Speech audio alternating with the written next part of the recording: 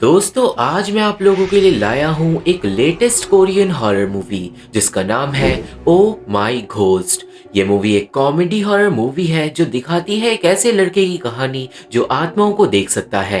ये मूवी काफी ज्यादा मजेदार है तो आप लोग वीडियो को पूरा लास्ट तक देखना। माई ड्रामा लिस्ट ने इसे 7.6 आउट ऑफ 10 की रेटिंग्स दी है और मूवी में कुछ बहुत ज्यादा डरावने सीन भी हैं। तो अगर आप लोग चैनल पे नए हो तो चैनल को सब्सक्राइब भी जरूर कर देना क्योंकि इस मूवी की कहानी कमाल की है। और अब हम देखने जा रहे हैं ओ माई घोस्ट मूवी की कहानी। तो ये कहानी शुरू होती है एक स्टूडियो को दिखाते हुए जिसके अंदर नाइट वॉक पे था एक सिक्योरिटी गार्ड, पर ज्यादा देर नहीं होती कि उसको एक लड़की की भयानक आत्मा डरा देती है। और असल में ये मूवी स्टूडियो लोगों की नजरों में पहले से हॉन्टेड था। अब सीन जाता है ताइमिन पे जो आत्माओं को देख सकता है। वो अपनी शक्तियों का इस्तेमाल करके साइकी का काम करता था और थोड़े बहुत पैसे भी कमा लेता था, पर कभी कभार आत्माओं को गुस्सा आ जाता था। ताइमिन सिर्फ आत्माओं को देख सकता था पर वो उन्हें कंट्रोल नहीं कर सकता था, जिसकी वजह से कस्टमर कई बार डर के भाग जाते थे।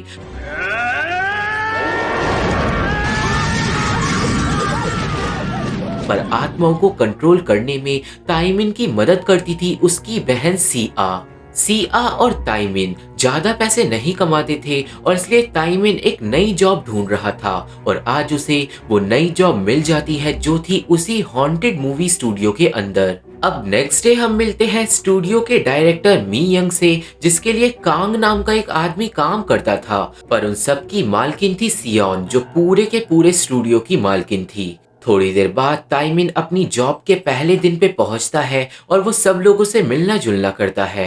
अब क्योंकि मूवी स्टूडियो का नाइट गार्ड अपनी जॉब छोड़कर चले गया था तो ताइमिन को ही नाइट गार्ड की ड्यूटी दे दी जाती है, पर ताइमिन को नहीं पता था कि ये जगह हॉन्टेड है। उस रात को ताइमिन का सामना होता है एक आत्मा से जिसने कुल्हाड़ी पकड़ी हुई थी। उस आत्मा का नाम था कॉन्ग, पर वो आत्मा चौंक जाती है ये देखकर कि ताइमिन उसे देख सकता है। ताइमिन उस आत्मा से डर के भाग जाता है पर वो घर जाने की बजाय स्टूडियो के अंदर ही सो जाता है। अगले दिन स्टूडियो वालों को ताइमिन सोता हुआ मिलता है जिससे उसकी बेइज्जती हो जाती है, पर ताइमिन की मुसीबतें अभी शुरू हुई थी क्योंकि कॉन्ग की आत्मा अब ताइमिन के आसपास भटकने लगती है। और वहीं दूसरी तरफ स्टूडियो की मालकिन सियोन कुछ अजीब मिस्टीरियस रिसर्च कर रही थी। खैर अब कॉन्ग बार बार ताइमिन के सामने आने लगती है और एक बार ताइमिन को कॉन्ग के आसपास सफेद ऑरा दिखाई देता है, जिससे ताइमिन समझ जाता है कि कॉन्ग एक अच्छी आत्मा है। ताइमिन अब कॉन्ग से बात करता है पर कॉन्ग अचानक ही उसे डरा देती है। कॉन्ग ताइमिन को अपने सामने गिरा देती है पर लकीली ताइमिन को दिखाई दे जाते हैं कुछ होली बीड्स, जिन्हें वो तुरंत उठा के कॉन्ग को मारने लगता है। अब ताइमिन के सामने कॉन्ग गिर चुकी थी और वो अपने बुरे बर्ताव के लिए माफी भी मांगती है। खैर ताइमिन अब कॉन्ग से पूछता है कि वो इस स्टूडियो के अंदर क्यों भटक रही है, पर बेचारी कॉन्ग को ये बात पता ही नहीं थी। कॉन्ग को नहीं याद था कि वो कैसे मरी है, पर वो सालों से इसी मूवी स्टूडियो के अंदर भटक रही थी, पर क्यों ये कॉन्ग भी खुद नहीं जानती थी। सीन जाता है डायरेक्टर मी यंग पे, जिसे सीसीटीवी कैमरा में दिखाई देती है सियोन जो एक मिस्टीरियस किताब को लेके स्टूडियो के अंदर इधर उधर घूम रही थी और किसी चीज को ढूंढने की कोशिश कर रही थी, पर क्या यह हमें एंड में पता चलेगा।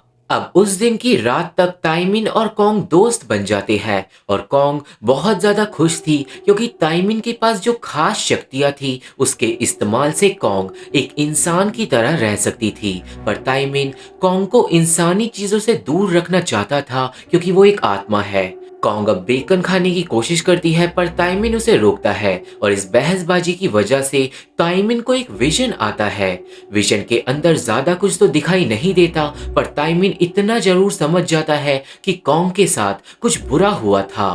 ताइमिन थोड़ा कंफ्यूज हो जाता है कि तभी कॉन्ग गुस्से में आकर ताइमिन की तरफ एक कुल्हाड़ी फेंकती है जो ताइमिन के सर की जगह दीवार के अंदर जाके घुस जाती है।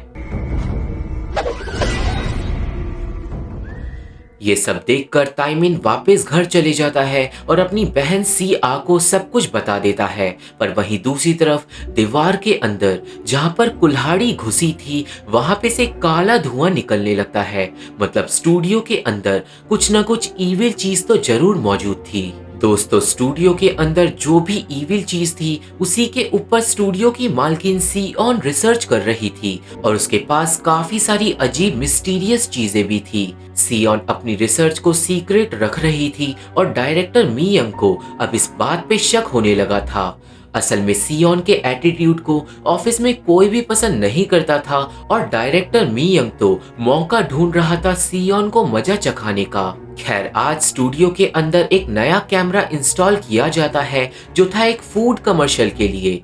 उस फूड कमर्शियल के अंदर लजीज खाने को देखकर कॉन्ग की आत्मा खाने पे टूट पड़ती है। पर दोस्तों, वो काली शक्ति जो स्टूडियो के अंदर थी वो कैमरे के अंदर चले जाती है, जिससे कॉन्ग की आत्मा वीडियो के अंदर रिकॉर्ड होने लगती है। अब आज ताइमिन को मिलने बुलाती है सियोन, क्योंकि सियोन को पता चला था कि ताइमिन एक साइकिक है। सियोन ताइमिन से पूछती है कि अगर उसे स्टूडियो के अंदर कुछ अजीब सी चीजें फील हो रही हो, पर ताइमिन किसी भी चीज के बारे में सियोन को नहीं बताता। उसी दिन काम पर अचानक ही एक एक्ट्रेस पोजेस्ड हो जाती है और अपने कपड़ों को कैंची से काटने लगती है। वो किसी की भी बात को नहीं सुनती और सियोन ताइमिन को एक्ट्रेस को शांत करवाने के लिए आगे भेजती है। ताइमिन एक्ट्रेस के अंदर जो भी आत्मा थी उससे बात करने की कोशिश करता है, पर वो आत्मा जवाब ही नहीं देती और तभी वहां पे आती है कॉन्ग। कॉन्ग ताइमिन को बताती है कि जो भी आत्मा इस वक्त एक्ट्रेस के अंदर है वो स्टूडियो के प्रॉप रूम के अंदर रहती है। पर अब यहाँ पे सियोन देख लेती है कि ताइमिन किसी इनविजिबल शक्ति से बात कर रहा है। खैर, इसके बाद ताइमिन प्रॉप रूम के अंदर जाता है जहाँ पर कॉन्ग भी उसका पीछा करती है और थोड़ी देर ढूंढने पे सामने आ जाती है वो भयानक आत्मा जो सिलाई मशीन चलाते चलाते अपने हाथ को भी घायल कर लेती है। ताइमिन उस आत्मा से बात करने की कोशिश करता है, पर वो आत्मा शांति से बस बैठी रहती है और किसी भी बात का जवाब नहीं देती। कॉन्ग भी ताइमिन का साथ देती है, पर वो आत्मा अचानक गुस्से में आ जाती है और उन दोनों को डरा के गायब हो जाती है।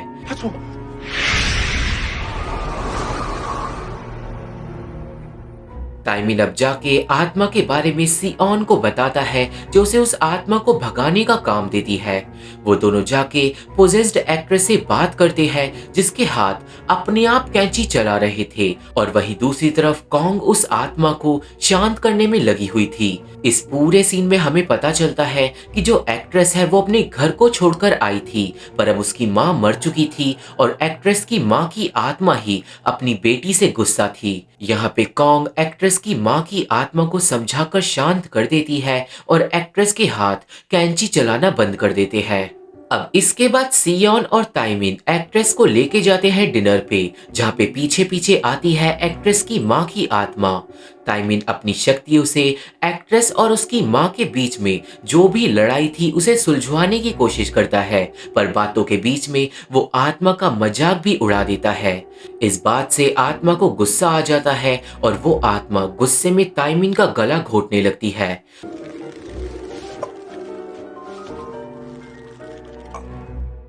अब वहीं स्टूडियो के अंदर डायरेक्टर मियंग को मिल जाती है सियोन की रिसर्च और वो समझ जाता है कि सियोन कुछ खिचड़ी पका रही है। और वहीं दूसरी तरफ डायरेक्टर मियंग के जो साथी थे उन्हें कॉन्ग की आत्मा वीडियो के अंदर दिखाई दे जाती है, जिससे वो दोनों ही चौंक जाते हैं। अब अगले दिन ताइमिन मिलने जाता है अपनी बहन सिया से, क्योंकि वो उस एक्ट्रेस की माँ की आत्मा को शांति दिलवाने में फेल हो गया था। वो सारी बातें सिया को बताता है और सिया देती है उसे एक पोशन जिससे ताइमिन उस आत्मा को शांति दिलवा सकता था। पर वहीं दूसरी तरफ स्टूडियो के अंदर डायरेक्टर मियंग एक नए आदमी के साथ कॉन्ट्रैक्ट साइन करता है। असल में अब डायरेक्टर मियंग का प्लान था कॉन्ग की आत्मा को फंसाकर उसे टीवी कमर्शियल में रोल देने का, क्योंकि लोग तो असली भूत को टीवी पर देखकर पागल ही हो जाएंगे। मियंग इस तरीके से बहुत सारे पैसे कमाना चाहता था और दूसरी तरफ कॉन्ग अब जब भी ताइमिन को छू रही थी उसे एक अजीब विजन आ रहा था। खैर ताइमिन इस विजन वाली बात पे ज्यादा ध्यान नहीं देता क्योंकि उसे जाके एक्ट्रेस की माँ को शांति दिलवानी थी। ताइमिन सियोन के साथ एक्ट्रेस के घर जाता है जहाँ पर एक्ट्रेस अब फिर से अपने कपड़े काट रही थी। उसकी माँ की आत्मा अपनी बेटी को छोड़ने के लिए रेडी नहीं थी, पर अब ताइमिन यूज करता है सिया का दिया हुआ पोशन जिससे आत्मा का चेहरा जल जाता है। आत्मा फाइनली काबू में आने लगती है, पर अपनी माँ को दुखी देखकर एक्ट्रेस को बुरा लगता है। एक्ट्रेस अपनी माँ को अपने इमोशन से ही खुद ही शांत करवा देती है और फाइनली उन माँ और बेटी की लड़ाई सुलझ जाती है और उस आत्मा को शांति मिल जाती है। यहाँ पे अब सब कुछ ठीक हो जाता है और सियोन ताइमिन के काम से बहुत ज्यादा खुश थी कि वो आज रात को डिनर पे ले जाती है ताइमिन को। डिनर पे ताइमिन सियोन पे भरोसा करके उसे कॉन्ग के बारे में सब कुछ बता देता है और सियोन भी अब ताइमिन को अपनी रिसर्च के बारे में बताती है और हम लोगों को पता चलता है कि वो मूवी स्टूडियो एक एंशिएंट रूइन के ऊपर बना हुआ था और सियोन उसी एंशिएंट जगह को ढूंढने की कोशिश कर रही है। अब मूवी में एंट्री होती है तागुची की, जो एक काफी बड़ा साइकिक था और उसे बुलाया था डायरेक्टर मियंग ने। अब तागुची कॉन्ग की आत्मा को कैद करने में मियंग की मदद करेगा और साथ ही साथ तागुची अलग अलग आत्माओं को बुलाकर टीवी कमर्शियल में भी डाल सकता था और इसी वजह से डायरेक्टर मियंग का बहुत ज्यादा फायदा होने वाला था। अब वहीं दूसरी तरफ सियोन ले जाकर अपनी पूरी रिसर्च ताइमिन को दिखा देती है और हमें पता चलता है कि जो एंशिएंट रूइन छुपा हुआ है उसके अंदर नरक में जाने का एक रास्ता है, जो अगर खुल गया तो काली शक्तियां हमारी दुनिया में आसानी से आ जाएंगी। ताइमिन अब उस एंशिएंट रूइन के बारे में कॉन्ग से पूछने का फैसला करता है क्योंकि वो सालों से इस मूवी स्टूडियो में रह रही थी, पर कॉन्ग को भी इस बारे में कुछ भी नहीं पता था। अब सीन जाता है एक टीवी कमर्शियल की शूटिंग पे, जहां पर तागुची अपनी शक्तियों से आत्माओं को बुला बुला कर कई सारे कमर्शियल के अंदर जबरदस्ती काम करवाता है, पर वो सारी आत्माएं ये सब काम नहीं करना चाहती थी। पर तागुची की शक्तियों के सामने वो सारी आत्माएं बेसहारा थी। ये सारा काम डायरेक्टर मियंग सियोन के पीठ पीछे कर रहा था क्योंकि सियोन तो उस एंशिएंट रूइन को ढूंढने में बिजी थी। सियोन अब चाहती थी कि ताइमिन कॉन्ग को मैनिपुलेट करके उसे उस एंशिएंट रूइन को ढूंढने पे मजबूर कर दे, पर इस बारे में कॉन्ग को पता चल जाता है। कॉन्ग को सियोन पे गुस्सा आ जाता है और वो उस पे हमला कर देती है।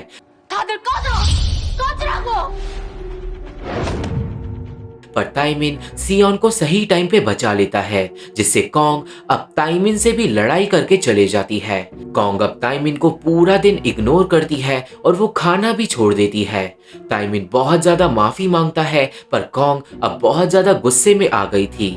इस लड़ाई की वजह से कॉन्ग काफी टाइम तक खाना नहीं खाती, जिससे कॉन्ग को काफी ज्यादा भूख लग गई थी और इसलिए वो पहुंच जाती है एक टीवी कमर्शियल की शूटिंग पे, जहां पर वो ठूस ठूस कर खाना खाने लगती है। पर जैसे ही कॉन्ग सेट पर पहुंचकर खाना खाना शुरू करती है, तागुची अपने एक साथी के साथ मिलकर कॉन्ग को कैद कर लेता है। वो कॉन्ग के ऊपर एक स्पिरिट भगाने वाला पेपर भी चिपका देता है, जिससे कॉन्ग बेहोश हो जाती है। सीन जाता है ताइमिन पे, जो अपनी बहन के साथ डिनर कर रहा था कि तभी वो लाइव टीवी पे देखता है कॉन्ग को, जिसे तागुची जबरदस्ती कंट्रोल करके कमर्शियल के अंदर काम करवा रहा था। स्टूडियो के अंदर ये सब सियोन को भी अब पता चल जाता है और वो डायरेक्टर पे गुस्सा करने के लिए पहुंच जाती है। सियोन कॉन्ग को आजाद करने का हुक्म देती है, पर अब डायरेक्टर सियोन की बात भी नहीं सुनता। वो स्टूडियो पे टेक ओवर कर लेता है और सियोन के हाथ पैर बांधकर उसे कोने में डाल देता है। अब रात को ताइमिन स्टूडियो पहुंचता है, पर तब तक शूटिंग खत्म हो गई थी और सब लोगों ने कॉन्ग की आत्मा को होली रस्सियों में बांध दिया था, जिसे ताइमिन तोड़ नहीं पाता। ताइमिन को अब बंधी हुई सियोन मिलती है, जिसे वो खोलता है और तभी ताइमिन का ध्यान जाता है उस कुल्हाड़ी पे, जो अभी भी दीवार के अंदर घुसी हुई थी। दीवार में से अभी भी धुआं निकल रहा था, पर ताइमिन कुल्हाड़ी को निकालकर पहले कॉन्ग की रस्सी को काट देता है। कॉन्ग आजाद हो जाती है, पर इस बारे में तुरंत ही दूसरी तरफ तागुची को पता चल जाता है। अब जब सियोन, ताइमिन और कॉन्ग स्टूडियो से जाने लगते हैं तभी वो अजीब दीवार टूट जाती है और खुल जाता है एक रास्ता जो जमीन के नीचे बहुत ज्यादा गहराई में जा रहा था।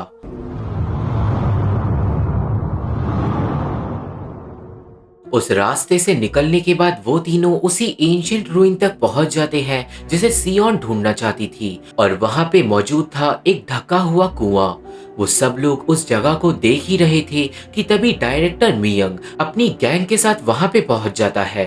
वो लोग सियोन के गले को पकड़ लेते हैं पर डायरेक्टर ताइमिन को कुएं को खोलने के लिए बोलता है क्योंकि वो भी सियोन की रिसर्च के बारे में जानता था। अब ताइमिन जब कुएं को खोलता है तो सब लोगों के होश उड़ जाते हैं क्योंकि वो कोई कुआं नहीं था, वो एक अजीब जगह थी जहां पर रखी हुई थी कॉन्ग की लाश। ताइमिन और कॉन्ग दोनों ही चौंक जाते हैं पर ताइमिन नोटिस करता है कि कॉन्ग की लाश के नाखून बड़े हुए हैं और देखने पे बस ऐसा लग रहा था कि जैसे कॉन्ग सो रही है। कॉन्ग अब अपनी लाश को छूती है और उसे याद आ जाता है कि आखिर हुआ क्या था। दोस्तों हमें पता चलता है कि जिस जगह कॉन्ग की लाश मौजूद है वहीं से नरक का रास्ता भी मौजूद है और पास्ट में वो रास्ता खुल गया था। कॉन्ग असल में एक विच थी और कॉन्ग की बाकी दोस्त उस रास्ते को बंद करने की कोशिश में लगी हुई थी और एंड में कॉन्ग ने खुद का सैक्रिफाइस करा था। कॉन्ग नरक के रास्ते के ऊपर लेट गई थी ताकि काली शक्तियां बाहर ना निकले और अब ये सारी बातें कॉन्ग को याद आ जाती हैं। दोस्तों जैसे ही कॉन्ग की आत्मा को अपनी सच्चाई याद आती है उसकी आत्मा अपने शरीर के अंदर वापस घुस जाती है और कॉन्ग जिंदा हो जाती है। सब लोगों को कॉन्ग दिखाई देने लगती है और इसी मौके का फायदा उठाकर सियोन डायरेक्टर के चंगुल से बच जाती है। उसी टाइम पे सीआ अपने भाई की मदद करने के लिए वहां पे पहुंच जाती है और तागुची डायरेक्टर की मदद करने के लिए, पर अब क्योंकि नरक की काली शक्तियों को रोकने वाला कोई नहीं था तो वो शक्तियां एक एक करके बाहर आने लगती हैं।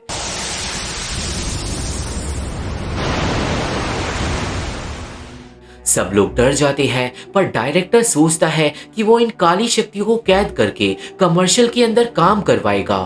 तागुची अपनी पावर से उन इविल स्पिरिट्स को कैद करने की कोशिश करता है पर वो स्पिरिट्स बहुत ज्यादा ताकतवर थी।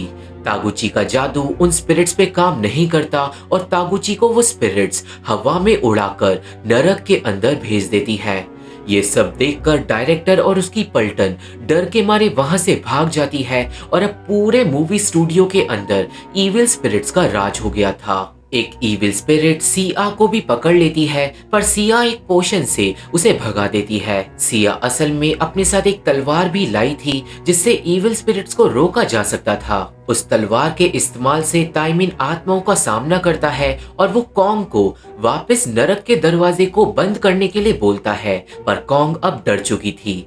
कॉन्ग फिर से सालों तक भटकना नहीं चाहती थी और इसलिए वो नरक के रास्ते को बंद नहीं करती। काफी देर तक ताइमिन अकेला ही आत्माओं का सामना करता रहता है और एंड में उसे एक आत्मा पकड़ लेती है। वो इविल आत्मा ताइमिन का गला घोटने लगती है और ताइमिन मरने ही वाला था कि कॉन्ग को बुरा लगने लगता है और वो अपनी विचक्राफ्ट वाली शक्तियों से उस आत्मा को भगा देती है।